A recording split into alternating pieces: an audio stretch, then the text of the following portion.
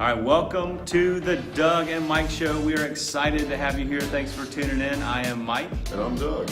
And we have real conversations with real people.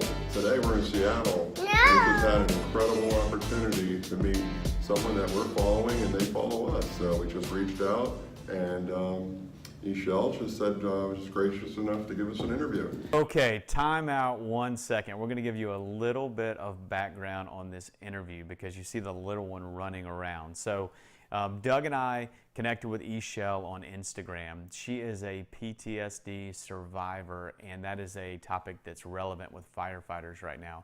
So while Doug and I were in the same town with her at a convention, we set up an interview with her. Well, about an hour before the interview, she called us and said, "Oh my gosh, I have babysitter problems. You're never going to believe it." We said, "Don't worry about it. Bring Adeline along. It'll be great." So we had the interview. Adeline runs around. She's feeding us popcorn, having a blast, and she's such a big part of Ixchelle's story. We thought it was really neat. So that's the background. Hope you enjoy it. Let's get back to the video. Honestly, my PTSD began when I was in first grade, and it was stemmed from something that happened to me as a child at 3 years old, sexual abuse. And it wasn't until I was in my living situation, my dad was the one who did all that, and it happened reoccurring, and it wasn't until I was out of the house, actually when I was 19, was when I had my breaking point, and was suicidal and got into trouble and had some drinking issues, and I was aggressive and irritable. All the coping mechanisms. Yeah, but I had no idea what was, I knew that there was trauma, but I didn't know why I was the way I was at all. And I felt really isolated. A lot of people were pointing fingers you're a bad person and why do you do those things? Why do you know what I mean? No, I absolutely know, because there's a very good friend of ours that we became friends with, and she's a state senator now, Lauren Book. And she was involved with abuse, and it was by her nanny. And and she talks about the guilt issues and the fact that it's is anybody going to believe me? Yeah.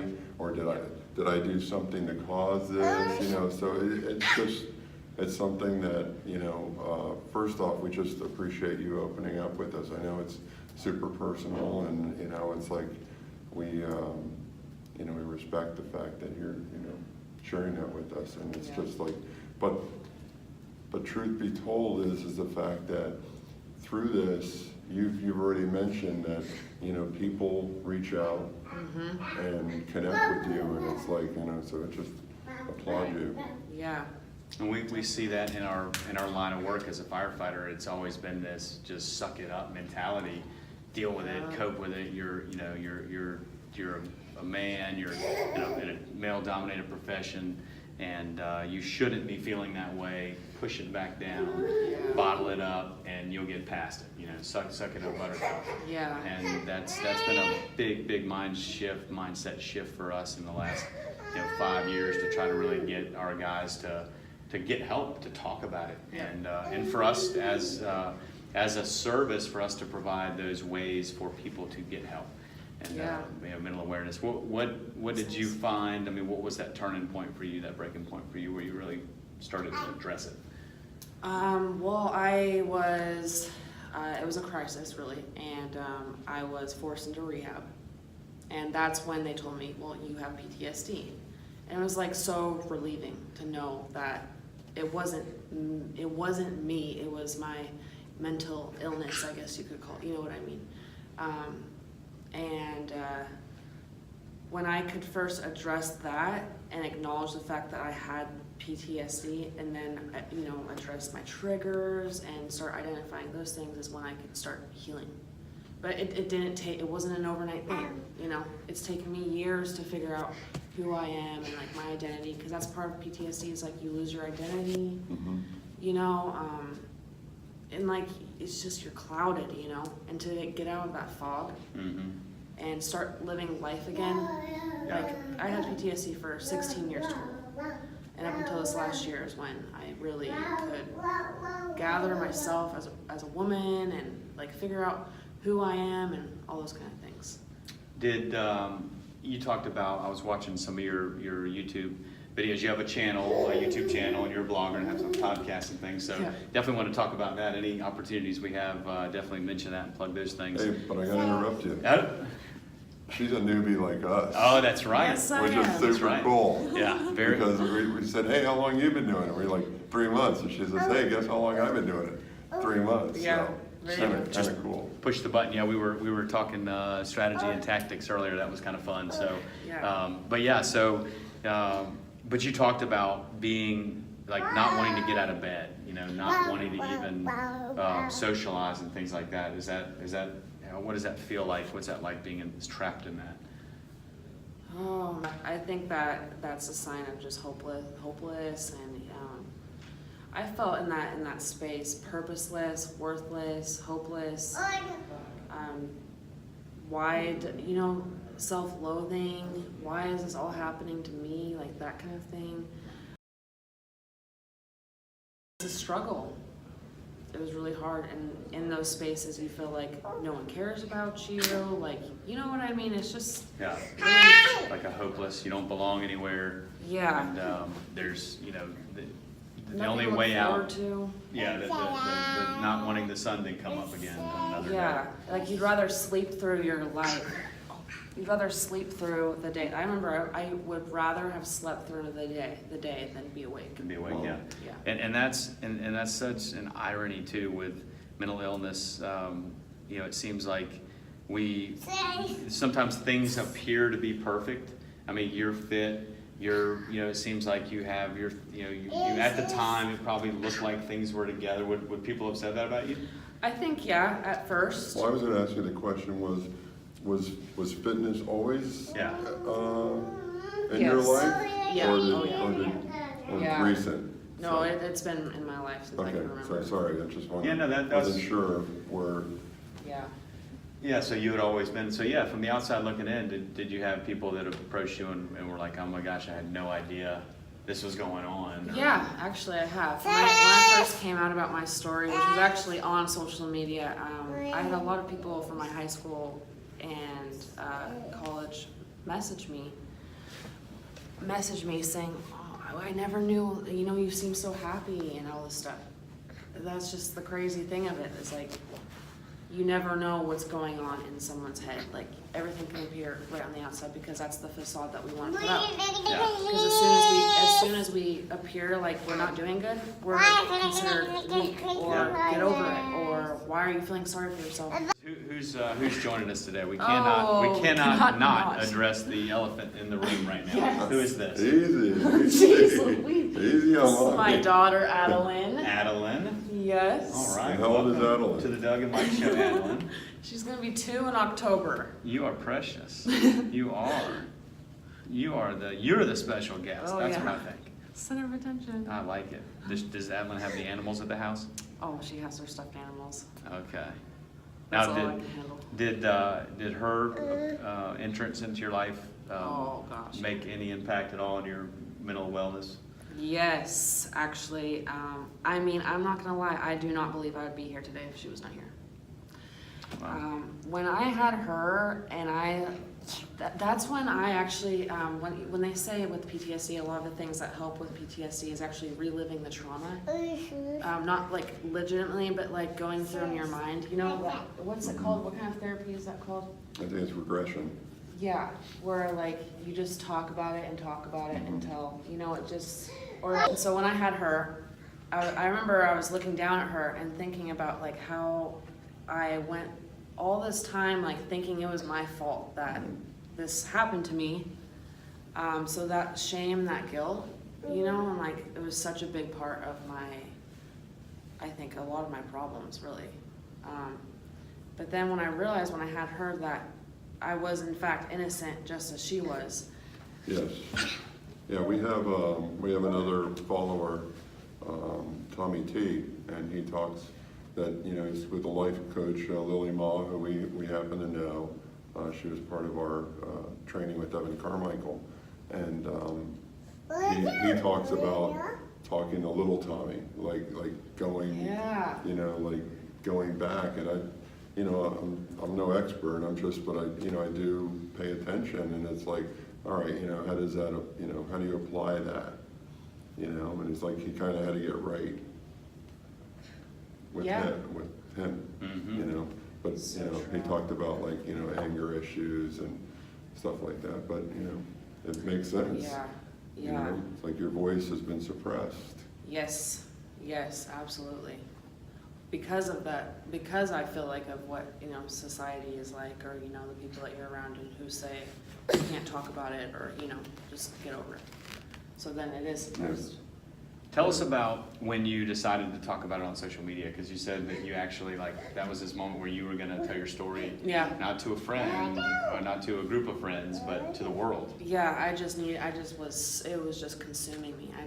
I felt like it wasn't for attention, which I'm sure a lot of people might have thought, it wasn't for, any kind of, maybe I was looking for empathy, I don't know, but, it was actually not a bad decision overall, because it's connected me to people who I have in my life still today.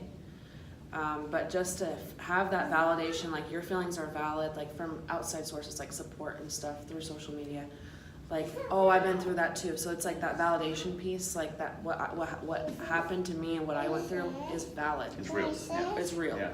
Yeah. And it doesn't only affect me. Yeah. It affects a lot of people, How long has it been since you put that out? About a year and a half. Okay. Yeah. And what was that on, what platform? Instagram. Instagram, okay. Yeah. How many followers did you have around that time, you remember? Oh, like maybe 1,000. Okay. Yeah. And you have what? Oh, I have almost 10,000. Okay. Yeah. It was like a really an irrational thing to do. I felt like it wasn't really thinking about it much. Like I'm just gonna put my story out there. But Which is what they, when you start doing a lot of this storytelling online, it's what a lot of these coaches will tell you. It's like, don't just push the button. And if you're feeling some way, push the button. It doesn't have to just be when you're happy. Right. Right. If you're Or angry, scripted. yeah. right. Scripted, Yeah, if you're Yeah. angry, hit the button and see what happens. See what happens. That's how you connect. Yeah. Well, it's like I was posting personally, like pressure cleaning my driveway, and you're out there and you're sweating your things off, and and I just said, hey, it's like start a project, Right. Right. start a project, and it's like eventually you get it done, Yeah. Yep. But it's like I had help from my wife too, so she did a lot. Too. So That what was would good. what would you tell what would you tell folks out there that are struggling from some of the same things that you struggle with? What advice do you maybe not even now, but I mean, what advice do you enjoy or feel is very important that you give when you do your videos? I honestly, environment's huge. Surrounding yourself with people who are going to support you and care about you, because if you're with people who don't care or lead you astray, it's just Yeah. putting gasoline on the fire. Yeah. You know what I mean? We talked about this when we met today, and you were saying how that's so toxic to be around those people, and you even talked about, I saw one of your videos where you said you had to change your environment, you had to leave friends, even family, you had to find new places to be. Yeah. And was that difficult? Very, very. Because you're conflicted, because you care about these people and you care what they think about you, but at the same time, at the end of the day, you have to look out for yourself, What's your routine? Do you like posting? Do you have a schedule you stay on? Do you post at certain times, or how's that work? If I have something on my heart to post, I just Push the post button. it. Exactly. Yep. Because that's what I found most effective. Like I said before, I was doing things to impress people, like a lot of people do, Yeah. which is whatever. Well, I think, and then you said push the button, but going back, like you said, when you did put it out on social media, you did have people reach back to you, Oh yeah. right? Yep, and that was the most freeing thing. But I mean, did it surprise you, how fast people It did. reached back to you? It did. And to the extent, Yeah, to like, the extent that it was. your story's my story, and Yep. It was really empowering. I felt like I could build something off of that, Yeah, that was powerful when we were talking, and you said, you know, you felt empowered and like you had purpose, and then that just made everything, and again, there's more validation. Right. And now you're a guide for these people, and Yeah. it's like, it's very satisfying and fulfilling. Right. To know that you have that, you're helping these people out. Yeah. Well, think about it, the fact that, you know, Instagram, there's no age limit of followers and stuff like that, so she could be connecting with another girl that's 7 or 8, that's, you know, like, where she Totally. could say, you need to tell somebody, you know, that's Lauren's big thing is you know, don't be afraid to tell. Yeah, speak up, yeah. You know? And It's okay to tell, actually, is her book. Yeah. It's okay to tell. That's the name of the book. That's the name of the book. Yeah, Ixchelle, you'd really like, you gotta check Yeah. Lauren's book out. She does, they have curriculum now in schools. Every school in Florida, Wow. she got it in the schools. Wow. Yeah, we'll get you a link and we'll post a link for Lauren's stuff. Lauren's a great friend. That's cool. Yeah, great story. You actually remind me of, Ixchelle reminds me a lot of Lauren. Yeah. And, Yeah. you know, Wow. not too far off in age, and just, you know, have such an incredible story, and then that bravery to come out and open up about it, and because so many people, I'm sure, are trapped and you know, don't want to talk about it or don't want to confront it, and it's the scary and sobering thing about sexual abuse is how prevalent it is, and how many people, I'm sure after opening up, you have so many people come to you and talk about it, but It makes me sad. yeah. But I mean, that's Yeah. how the world is, you know? It's not right. Right. There's a lot of people out there in silence Yeah. that don't deserve it. You know, they deserve healing Yeah. and freedom from that prison in your mind, you know? Yeah. Ugh. Absolutely. No, it's important, and you know, it opens doors, and it's you know, you gotta feel good when, you know, it's like, listen, I prevented somebody from going through 15 years of this. You know, So I mean, that's, like the thing that you thought broke you is actually one of the most valuable parts of you. You know what I mean? well, it makes you legit. You know, I mean, it's like you know, you of course, you know, convey across your Instagram, and it's interesting, and we talked about how you try and make things interesting, you know, moving around and Right. stuff like that, but, you know, it's the story, so. Yeah. What is a story that stands out for you about one of your followers or somebody that connected with you? Tell us about somebody that reached out. Just the similar thing that it was from a parent, like the same kind of situation from a parent, and because there was something about, okay, yeah, being abused, like that was traumatic, but there's something, a whole new level to it, where the betrayal from the parents. And I understand that we all have different stories and different traumatic events, but like there was something that like, oh, like your dad did, so how are you dealing with that? Like, are you forgiving? Are you active in their life anymore? Like things like that. So like, does that make sense? Yeah, absolutely, yeah. Yeah, because you hear a lot about like, you know, sexual abuse or abuse in general or other traumatic events at home, childhood trauma, but it's just different when it's from your own parent. You know what I mean? Yeah. Like, it's hard to cope with that.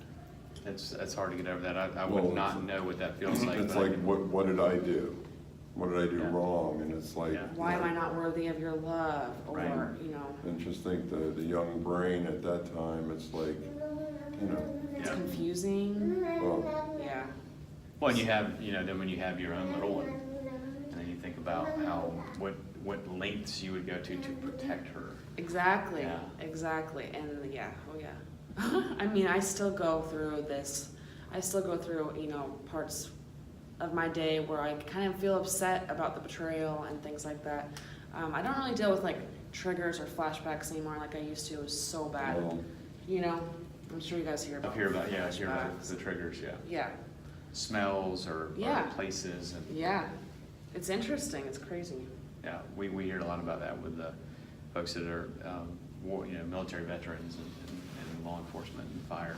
you know, and just to like tie it in, different different ways with firefighters and stuff. I saw a cartoon the other day, and it was I really wish I would have saved it so I could give the firefighter credit, and maybe somebody, one of our followers can send that person in. But the drawing was a fireman on like a subway, and the bystander, just typical day in the life of a firefighter, said, "Hey, tell me about your worst call."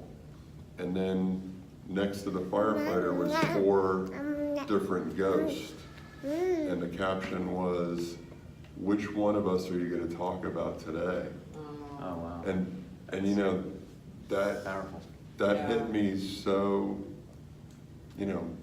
impactful, because it's like every firefighter has that. You can close your eyes and you can remember the horrific call, and it's like that. So that becomes part of you, Yeah. And now, we realize that, it's okay for firefighters to say, we need help. Yeah. Because we have too many firefighters taking their own lives. It's gone off the charts. You got more firefighters dying from self-inflicted Then we are, than on the fire ground. than on the fire ground. Yeah. Man, That's- just because probably just that Yeah. goes into your mind. Yeah. Just you feel stuck.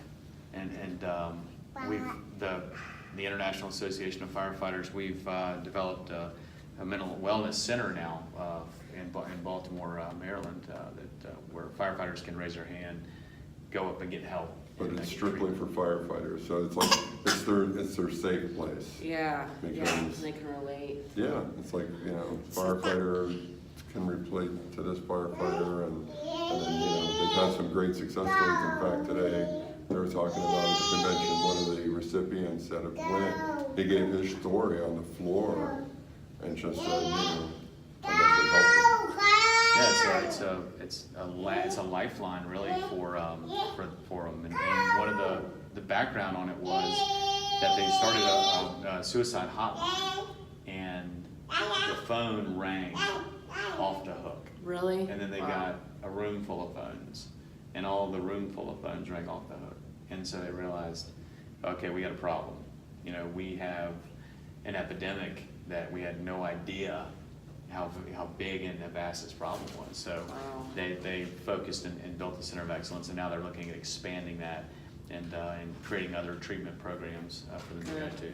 So it's it's you got to take care of this, Yeah. your mind and your body. And, Totally. it's those fire trucks are pretty and they're red, and we wash them every shift and wax them and all that. But I always tell my crew, if we don't take care of these, apparatus, then it doesn't matter how clean and ready the fire truck is. That's true. We got to be able to get on that thing and perform. So Perform. Yeah.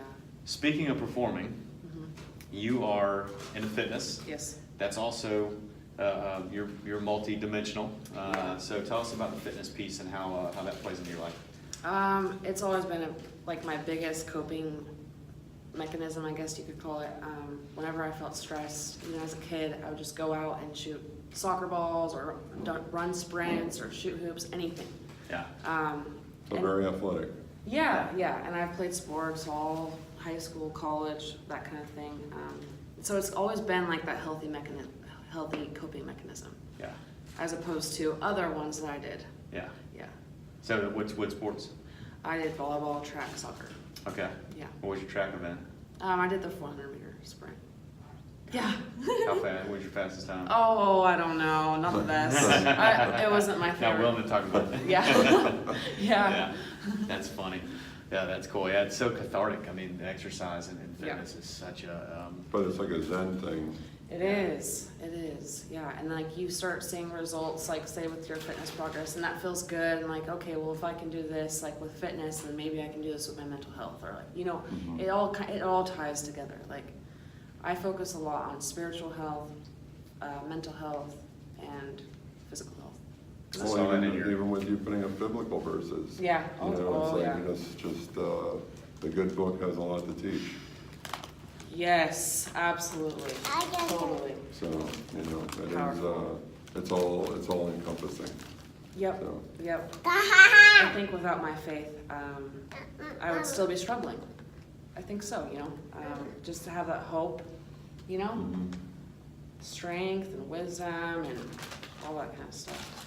So daily routines, we love talking about daily routines with folks that we meet, and we're big, you know, Mel Robbins and you know, Gary Vee and some of these others. That, and they always talk about morning, like not just morning routines, but just daily routines. Right. What do you do? You got a daily routine, a morning thing? What are you into? I've definitely struggled up until this last year with finding routine, just because my head was all over the place. Yeah. But I wake up, I do my devotions, I pray, get in a right mindset, you know, like a hopeful mindset. Like today's gonna be a good day, and there's probably gonna be, you know, some chaos. Yeah, I'm a mom. Of course, there's chaos, but Yeah. you know, and then eat a good breakfast, go to the gym, stimulate my mind with like positive things, you know, positive people. Like, of course, we're gonna run into negative things, but it's like if you're in a positive mindset, you can overcome that, you know. And that's like books, podcasts. Podcasts, yeah, all that. Yeah. Who do you like? What authors or books or podcasts? I'm a big fan of Joyce Meyer. Have you heard of Yep, Joyce Meyer? sure, Yeah, absolutely. Yeah, she's like my inspiration. I have friends who I met at the gym, very inspirational, motivational speakers, authors, podcasters, which Yeah. got me into like, and they do mental health as well, which got me like thinking, I can do that too, you know? Yeah. Like, Yeah. Sure. Yeah. I can create content. Yeah. Yeah. for Well, my story. Yeah. That's it's the beauty of the internet now. It's like, you know, you don't need $1 million production company to do something, and, you know, sometimes you just gotta be willing to eat a little bit of popcorn. Right. I mean, Original. things just get quiet and just crazy, but we share. Yeah. Oh, I took too long for that one, but it's intense. Yeah. You talked about something too in a video that I watched that I love the concept. Donald Miller is an author and an influencer and marketing and branding genius.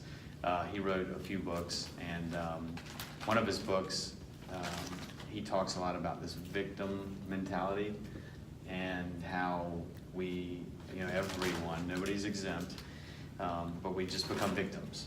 And we make these huge victim statements and claims and let it change our life. How do you feel about that? Oh, yeah. I know that I was at a place where I felt as if, okay, you know, the trauma happened, and yes, I was the victim in that space, but I kept playing the victim outside of that, and it seemed like everything was connected to the trauma, if that makes sense. So It like, does, yeah. if my boyfriend dumped me, oh, it's, you know, he dumped me because, you know, I'm unworthy, and that's because of what my dad did to me, you know, or something like that. Sure. You start connecting dots. Yeah, and it's like you get to this point where you're just you realize that you're in this space and you're in the environment that you are not because of what happened to you, but because of your decisions. And I mean, it's not like it sounds harsh because it's like you feel helpless with your decision making sometimes, and like, you know, you're depressed and. Well, it's like the saying, stopping the insanity, you know, and it's like you start connecting the dots, and then it's like, well, I have to beat myself up at some point, Yeah. you know, and it's like I'm going back to old what's it? Not old methods or old. What's the right term for it? But old thought process. Yeah. You know, and it's just Yeah. like because there's comfort there in a Comfort. dysfunctional way. There's comfort. It's like, well, yeah, this is kind of where I was at, you know. So, and it's not to downplay it. It's just you regress and, you know. Yeah, that's a good point. Comfort. Yeah, Donald Miller did a great interview, a YouTube interview with Lewis Howes, and that's awesome. I had to save it. I go back and Yeah. watch it all the time. It's Lewis so is good. amazing. But he says, and like to your point, I mean, you don't want to exclude the fact that we are victims in our lives at times, and there Right. are real victims, and those are real things, and we've all Absolutely. been victimized. Yeah. but his definition, he's like, you know, that in that moment, if you have no power, you may be a victim in that moment. You were powerless. But moving forward, are you truly powerless? Are you truly not in control? Exactly. And you know, you have to break out of that and change it's the mindset. Yeah, totally. It's such a cliche thing to say, but it is. I mean, we all feel it. Yeah. Everybody It's feels a it. recycled popcorn, watch that Oh, one. jeez. That one came back through the line. But it's All the it's salt such is a gone great in this thing to, one. you know, because we all do it. I catch myself doing it all the time. I do it, you know, my professional, you know, at work. I do it at home. Yep. I do it in my marriage. You just get in this whole victim thing, and Yeah. it's a bad mindset to be in. It is. You have to take responsibility Yeah. for your life. You don't. Otherwise, you can't heal, you know, or like you can't grow. Yeah. Well, you're a positive person. Mm-hmm. I don't Very think much so, I don't think yeah. it's a light switch that's off and on. No. So You have to want to have a better life for yourself. You know what I mean? You have to want it. Like, I love that saying, recovery is not for the people who need it, it's for the people who want it. I think that's, I like that. that might be, True. you might see that tomorrow on our blog, You think you might see that? on our Instagram. Okay. I enjoy that. We'll use it. Yeah, we'll use yeah. it. Let's do it. Perfect. Let's Oh. do it. Let's do it. Nicely done. Yeah, thank you for that. We may use some of your content. Yeah, You yeah, know? please. We may share some of that. Yeah. Yeah, Yeah. yeah. Well, we appreciate. We're so Sharing is thankful. caring. We're super thankful that you shared your story with us and shared your story with everybody who's watching. Thank you for And having we're so me. glad that this little lady right here joined us too, because this might just be the best part of the entire interview. I think, at least, you know, I don't get to hang around with the little one anymore. That's true. Mine's about 5 times taller than that. So, anything else you want to add? Anything else you want to say or cover? Just hang in there, you know? Like, it's hard and you might not see the light at the end of the tunnel, but like, there are so many people who have recovered and how do I say this? Like, everyone's capable of recovering. I believe that wholeheartedly. You know what I mean? Mhm. There's hope. There is hope, yes. Yeah, Yeah. definitely. Yeah, they just have, like you said, they just have to want it. Yeah. Get with positive people. Well, I don't know if that might be a little hard term, if you want it. I think, you know, it's the fact that it's realization, you know. It's hearing somebody else's story and going like, you know, it's not me, Yeah. you know? I Yeah. mean, want healing, you know? Yeah. But, you know, it's, again, it goes, I think you were just touching on it earlier, it's like, by no fault of their own, they got put in this. They did nothing to deserve it. You know, nobody deserves to be abused. Nobody deserves to have that happen, but it happens, and it's like, you know, Yep, totally. but, you know, your story's powerful, it's strong. Yeah. And we feel blessed that you're with us. Yes, thank Yeah, you it's- for having me.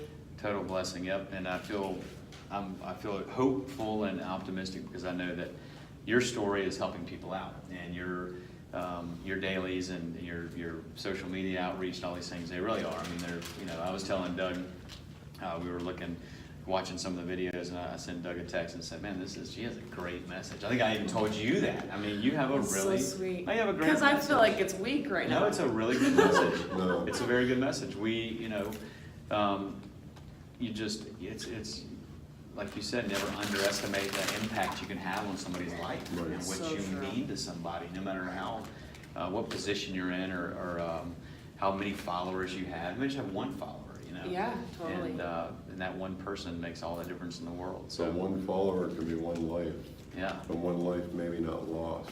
That's so true. That gives me Yeah. goosebumps.